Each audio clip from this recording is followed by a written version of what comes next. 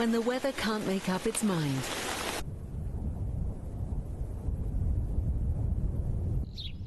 We can help you make up yours. Check on BBC Weather. This is frontier country. Broaden your horizons. If this is what being a 21st century nomad is all about, sign me up. Caribbean's relationship with the seas are changing. And deepen your understanding. What must it have been like for them, not knowing whether they were going to make it? How important is this region? If something starts changing here, we see the change all over the world. This is just incredible. The Travel Show on BBC News.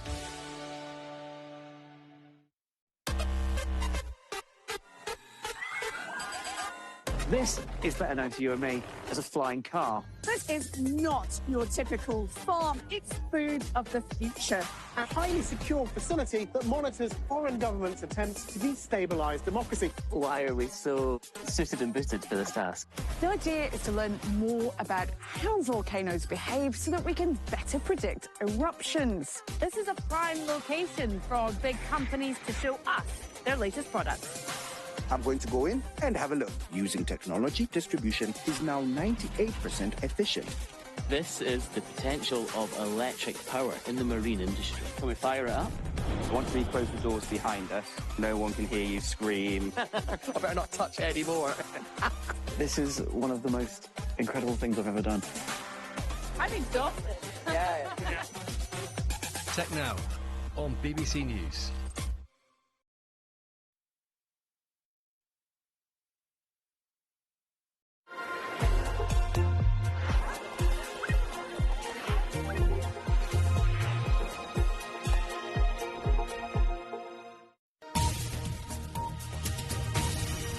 Global business news from the boardroom or grassroots. BBC News cuts through the jargon to add colour, depth and context.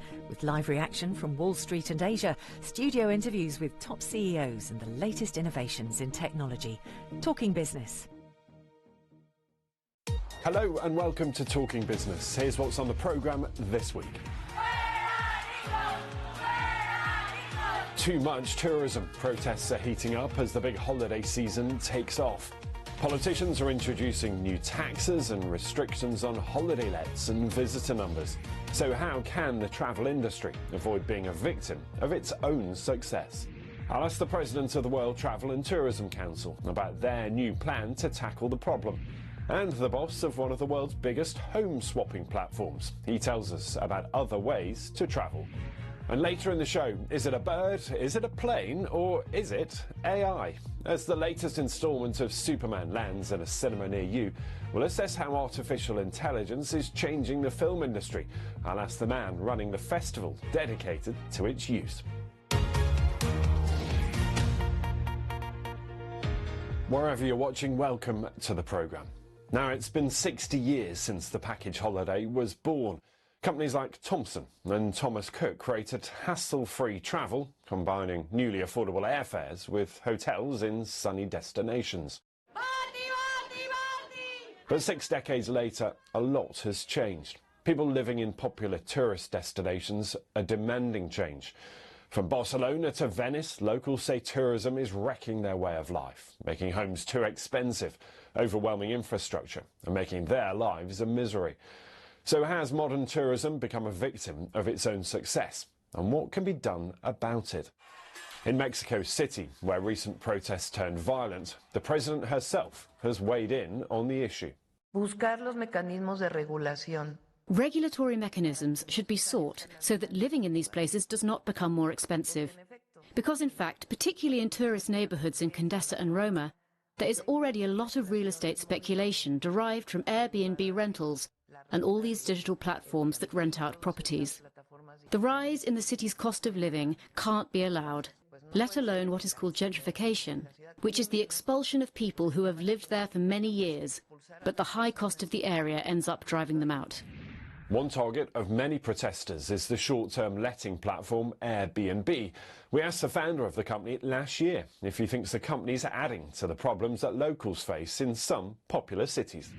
I generally do not think that Airbnb is contributing to the housing crisis in very large cities, at least not nearly to the extent that some of our critics have pointed out. And let me just kind of back up and say this. I don't want to ever say that Airbnb is not contributing to any problems anywhere. We build a platform. That platform is now used hundreds of millions of times a year. We handle more money through Airbnb than the GDP of the country of Croatia. And so just to give you a sense, we have nearly 4 million people a night staying in Airbnb. And I can't be here and tell you that every single thing is something we can defend because we're a platform. And when you build a platform, it's used for unintended consequences. So we've worked with cities around the world to establish, sensible laws, regulations, and restrictions about who can host and how many days they can host. Barcelona is phasing out these short-term rentals with an aim of banishing them from the city by 2028. Meanwhile, in other hotspots, a mixture of new taxes, as well as restrictions on visitor numbers and one-off charges, are being debated or already in place in destinations from Wales to Thailand and from the Greek islands to Australia. Well, my first guest runs the World Travel and Tourism Council that represents around a third of the multi-trillion-dollar industry. They've just published their own report into the issue. Julia Simpson, welcome to Talking Business. It's good to have you here. And let's start with some of the challenges for the industry right now. And I know that in your research, you've said, quotes, some destinations are in danger of being loved to death. What do you mean by that? One of the big issues that we have is more and more people are traveling globally. More Chinese people are traveling, more Indian people are traveling. So the world is getting a busier place. And what inevitably happens is a lot of people want to go to their key bucket list locations. And I think that when that happens, we need to all work together. That's the local authorities, the governments locally, as well as the big businesses, the small businesses, and most importantly, the residents, to find out the impacts that a lot of tourism can sometimes have on all residents. I do just want to say that this isn't a problem globally. This is a problem focused in a few very, very popular destinations. And so if there are a few specific destinations like that, what can be done? Why are people flocking to the same places? Well, of course, everybody wants to go to Paris and Rome and London and see Mount Fuji. These are very, very popular places. And I think what you really need to do is local authorities on the ground need to have good dialogues with their local people to understand where are the pinch points. Globally, this is a massive business representing 11 trillion globally and employing more people than the whole population of the United States. So it's a really good thing to have. The thing is, how do we deal with it when it gets very, very popular? I'll give you an example. In Singapore, they have a complete digital twin of the whole city country. And this digital twin shows them the movements of people all the time. It's one of the countries in the world with the biggest footfall, but they do not suffer from overcrowding. And they don't do it because they actually manage the flows of people. And with technology, this is easier and easier, and we should be doing that. Is it fair to say, though, technology is also one of the contributing factors to some of that overcrowding?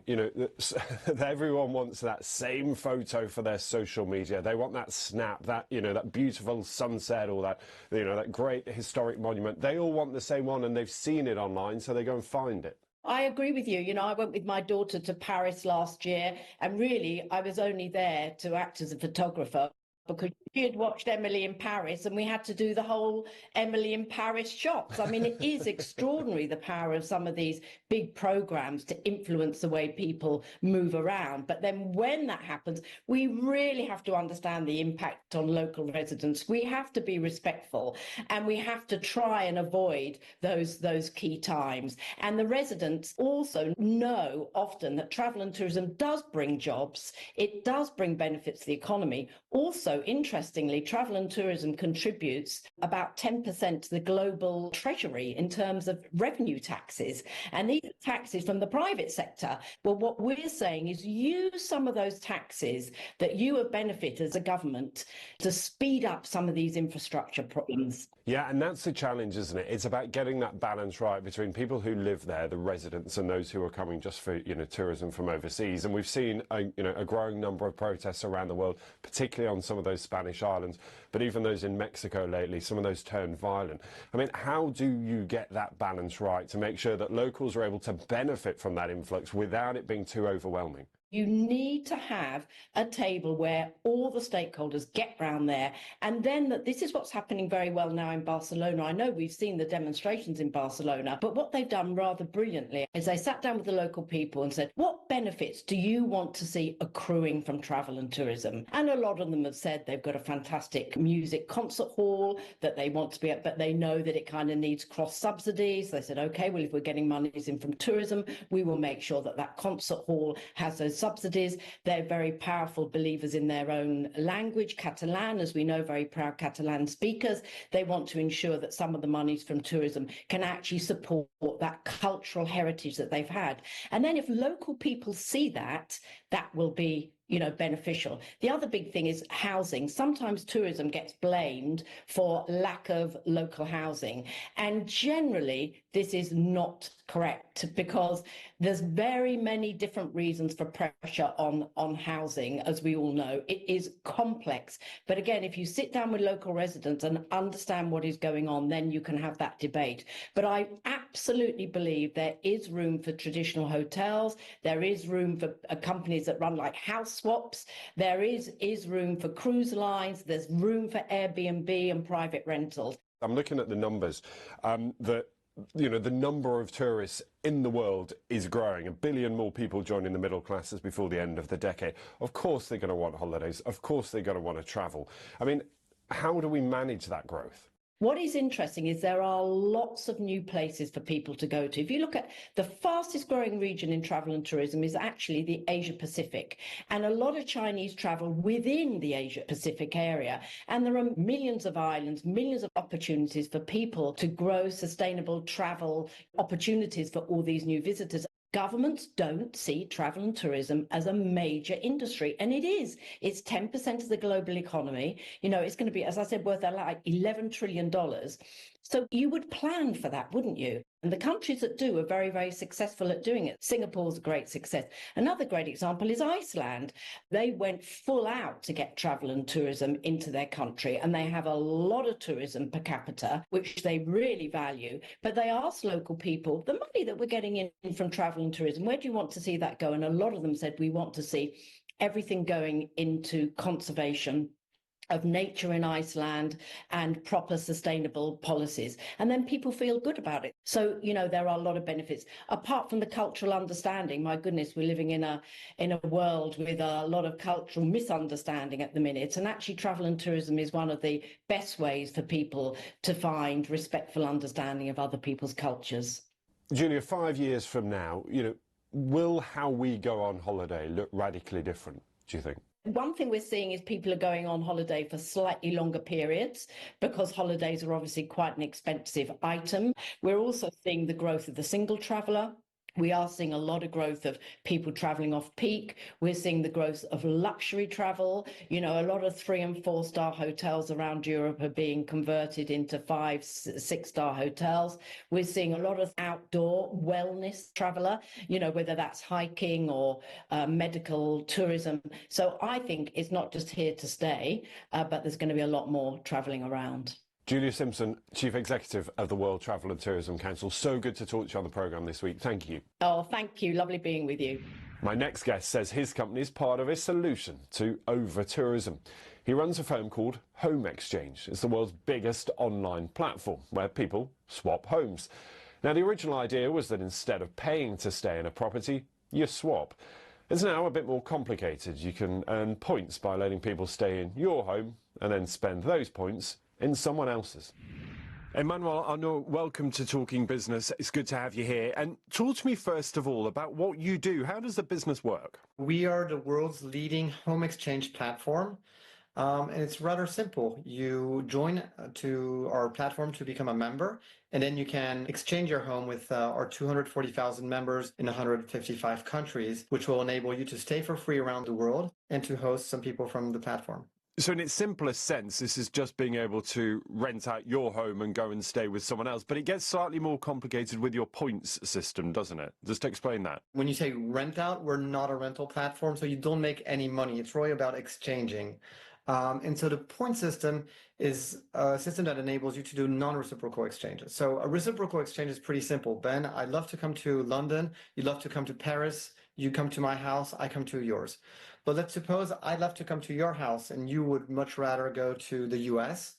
In that case, I'm going to contact you when your home is available. You'll let me stay. I'll give you some points, the guest points, and then you'll use those guest points to go to San Francisco, to another member's home, for instance. So how do you tackle that problem of over-tourism? Elsewhere in the programme, we're looking at cities and towns that are, swamped by tourists at peak season. How does your business help? When you think of home exchanging, you can't make any money because it's not renting, it's just exchanging. So nobody's going to invest in a unit to just home exchange it out. So what's going to happen is you're going to have families who are going to be staying there during the year. Their kids are going to go to school. They'll be involved in the local soccer league and part of the city life. And then when they're not there, when they're traveling and their home is available, you'll have tourists coming in. So as long as the city is large enough to welcome all of its inhabitants, it's large enough to welcome home exchangers when these inhabitants are gone. You've been doing this for quite a while, 13 years, I think now. What change have you seen in how people travel? So what we're seeing is that people are more and more open to home exchanging. I think there's a lot of inflation and the cost of plane tickets has really gone up.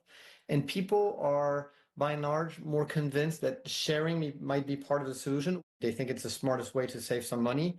People are more and more comfortable with having other people sleep in their beds. Yeah, that's what I wanted to ask, actually, how comfortable people are with having other people in their house. And I guess if you're staying in theirs, you feel a certain responsibility to each other. But I suppose that's where maybe the point system changes slightly, because it's not necessarily a direct swap all the time. Exactly. It's really being part of a community. You're going to host some people and you're going to be hosting by other people of the community, or sometimes by the same. This year, we're going to do 650,000 exchanges, up from 450,000 last year. So that's pretty significant growth. And 70% of these exchanges are happening with the point system, because it's so much easier to organize a non-reciprocal exchange than it is a reciprocal exchange, that people are getting comfortable with the concept. Do you find that everyone wants to go to the same places, and if you live in a slightly less popular place, you're going to struggle to get those points? Yeah, of course. If you have like a flat, a penthouse on Fifth Avenue in New York, or near Piccadilly Circus in London, people are going to come to your home a lot. But one of the nice things of home exchanging is serendipity. You're going to get some messages of people all around the world who want to exchange with your own home, and you're going to be tempted to go to these destinations which you've never had considered before. Talk me through sort of the safety procedures here. What if someone comes in and utterly trashes your home? What happens? Well, that has never happened on our website, because we have a number of verifications: ID verification, apartment verification. We have some AI that we're using to track the behavior of the guests online. But also, I think that because we're a more trusting system, that you're going to interact with the people. There's no book now button on our system where somebody who you've never spoken to would come to your home. People behave in a different way. So out of 30 years of experience, the largest incident we've had to repay is about £5,000. I mean, the numbers that you gave are impressive, the number of swaps you're expecting to do this year, but still versus, the hotel business and Airbnb, it's still relatively small, it's relatively niche. How do you ramp this up? How do you scale this up, particularly given you've got this opportunity without, so much scrutiny or regulation right now? A cornerstone of our strategy is to be on this show with you, Ben. We're trying to get the word out that we exist, and we're getting more and more press. And we're lucky that over 55% of our members are coming through word of mouth. Once you've tried home exchanging, I mean, it's a little bit scary to do it for the first time, because you have all these questions in your mind about how people are going to behave in your home. But once you've done it once and you've seen it was really easy and that you saved a lot of money on your vacation, you tend to do it a lot, and you tend to tell your friends about it. And so we've been growing organically very quickly. What does your data tell you about where's most popular? And I suppose where is least popular? Is it just the property type, or are there certain locations that aren't particularly popular right now? And I'm thinking the US, there's a lot of concern about people heading to the US. In general, the most popular cities in the world are, unsurprisingly, New York, London, and Paris, in that order. That being said, we are seeing a lot less travels to the US, especially from our Canadian friends. I think that the current administration in the US has rubbed a lot of Canadians in the wrong way. And so they're looking a lot more to travel within Canada or go to other countries, whether it's Mexico or come to Europe.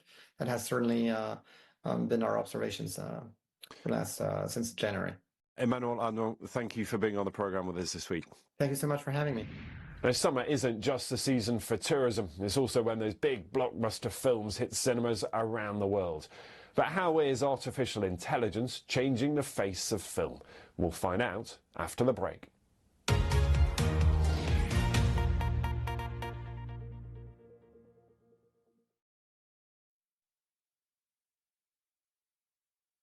The BBC was always on in the Mashiri house, and my dream actually was to be a BBC News presenter.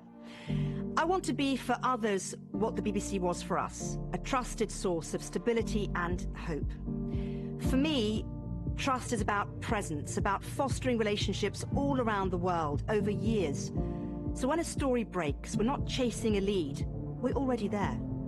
I'm Marianne Mashiri on The World Today for BBC News.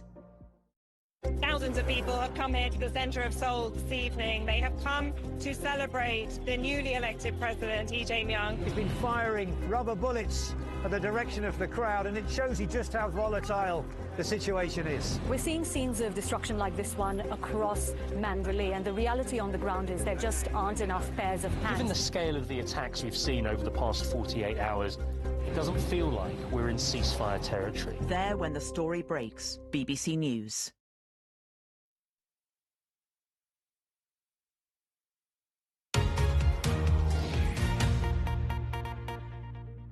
Welcome back to Talking Business. Now, it's the season of the summer blockbuster in cinemas. And like every other industry, AI, artificial intelligence, is making some big changes and asking some big questions about how films are made. It's now involved in nearly every aspect of the process, from script writing to casting, even to what appears on screen. And there's now a film festival for AI, and my next guest runs it. Filippo Rosante, welcome to Talking Business. Now, first of all, just explain what it is that your business does. Reply is a system integration and consulting company. It works mainly on innovation and technologies, the digital and the computer science technologies that have impacted our world in the last 40, 50 years. So we are a pretty young company that is working across 25 different countries and 16,000 employees, mostly doing projects. So we are really outcome-based, so not a body shopping company. Am I right in saying that you're particularly focused in the creative industries as well? Talk to me about how you use that technology in the creative world. It's about the blend of technology and creativity, I would say. So in our population, so the people that are employees of Reply, I think are at least 3 different kind of categories. So one are geeks like me, mostly nerds. I'm a computer software engineer. And then we have people that are more focused on creativity. So they are art and communication backgrounds. And then we have business or industry experts. I'm right in saying you also are heavily involved in creating the AI Film Awards. Talk to me about that festival, celebrating the role of artificial intelligence in the filmmaking process. We know it is changing so many industries. How is it changing film? We are very active in doing challenges in our ecosystem. So we do coding challenges, cybersec challenges, and creative challenges as well. So AI Film Festival is part of the creative challenges that we do. And normally is a way for us to build a community around our company made of professionals all around the world that are on a specific area. But regarding the AI Film Festival, we are obviously interested, and we do it also as a business. We do video making and audio making just using AI tools. And I think, again, as I said, is a good way to benchmark the quality of the blend of those tools with human creativity. Yeah, and talk to me, therefore, about what that human creativity looks like in a world where AI can do a lot of the jobs that previously would have been done by humans. So it's mostly a tool which is expanding the horizon of human creativity. For example, in most of the short movies that are obviously I'm reviewing exactly in this period, you see that with normal film production or filmmaking, it will be very hard, if not very expensive, to produce some kind of the visual effects that they are using. So obviously with AI is much more affordable to any kind of people. So while today those kind of visual effects or sound effects are just in the hand of very few production companies in the world. This will enable a lot of new creativity and will democratize a lot creativity in filmmaking. Do you feel that right now there is a suitable set of regulations or rules about the use of AI? I mean, where do you draw the line in what is and isn't acceptable in the filmmaking process? I think the problem is not really in the data that the algorithm has inside it. I know there is a lot of discussion about copyright violation, but the problem is not the data itself that is inside of the algorithm. The problem is the output. So if you use those kind of tools for doing, for example, a deep fake video in order that the people think that this video is coming from reality, then is a misuse of those tools. Yeah. If you use those tools, for example, to replicate something which is protected by copyright, like a Spider-Man movie with obviously copyrighted by Disney, then the output is not legit. Filippo Rizzante, really good to talk to you. Thank you for being on the programme with us this week. Thank you. Thanks to you. That's all for now. More on business and the global economy on the BBC News website and app. But thanks for watching, and we'll see you very soon. Bye-bye.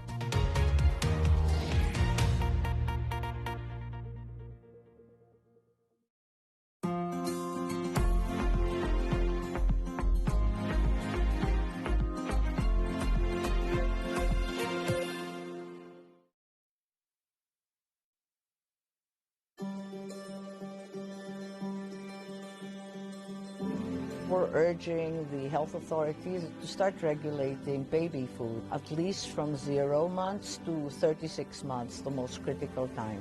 Oh my word, my heart's really beating. It is a very confusing feeling to look into the face of an animal that is simultaneously adorable and deadly. We're really transparent about how we run this place on the principles of degrowth. Essentially, it's how do we live well on this planet without destroying it. Watermelons. Spies in the military are helping him.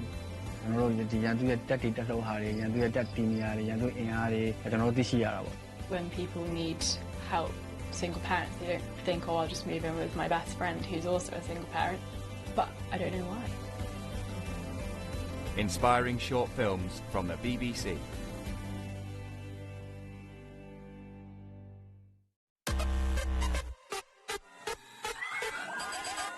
This is better known to you and me as a flying car. This is not your typical farm. It's food of the future. A highly secure facility that monitors foreign governments' attempts to destabilise democracy. Why are we so suited and booted for this task? The idea is to learn more about how volcanoes behave so that we can better predict eruptions. This is a prime location for big companies to show us their latest products.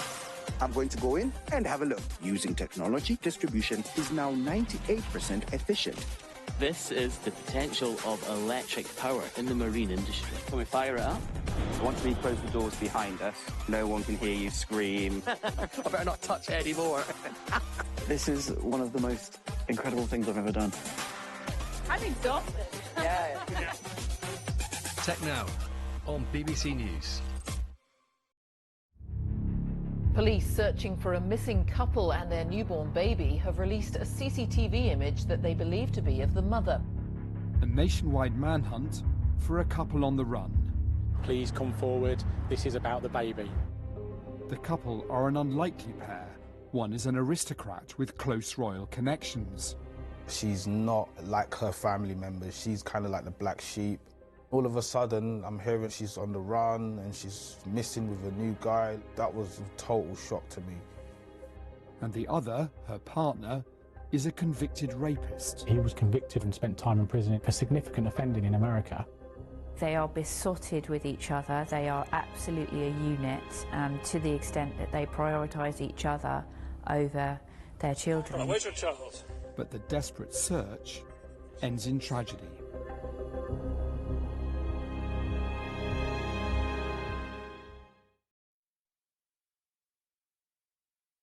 I think the first signs that I wanted to be a journalist were when, as a kid, I started making pretend reports in my back garden. I always liked asking a lot of questions. But as I grew up, I wanted to be part of trying to explain why things happen. I've had a lot of different jobs in journalism. What I've learned is that it's always about the people that are at the heart of these stories, how they're affected. The wildfires was a story I was living through myself. It is really hard to comprehend how life is ever going to get back to normal here. Overwhelming for so many people in the city, and it was affecting everyone's day-to-day lives. And I was going to bed at night not really knowing what I was going to wake up to the next day. The fires were burning right around us, so we were having to take split-second decisions about how to gather pictures and tell this story. There's helicopters flying just above us, just dropping water now, trying to keep those flames at bay. It was tearing through everything. I knew thousands of people were leaving their homes and were probably never going to get to go back to them. And in the middle of that chaos, I had to find ways to talk to people about what they were experiencing. That was my house. That's all gone. I think hearing one person's story helps viewers trust what they're hearing.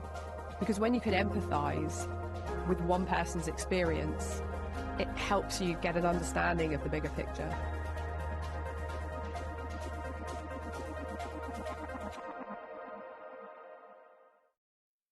The BBC was always on in the Mashiri house, and my dream actually was to be a BBC News presenter. I want to be for others what the BBC was for us.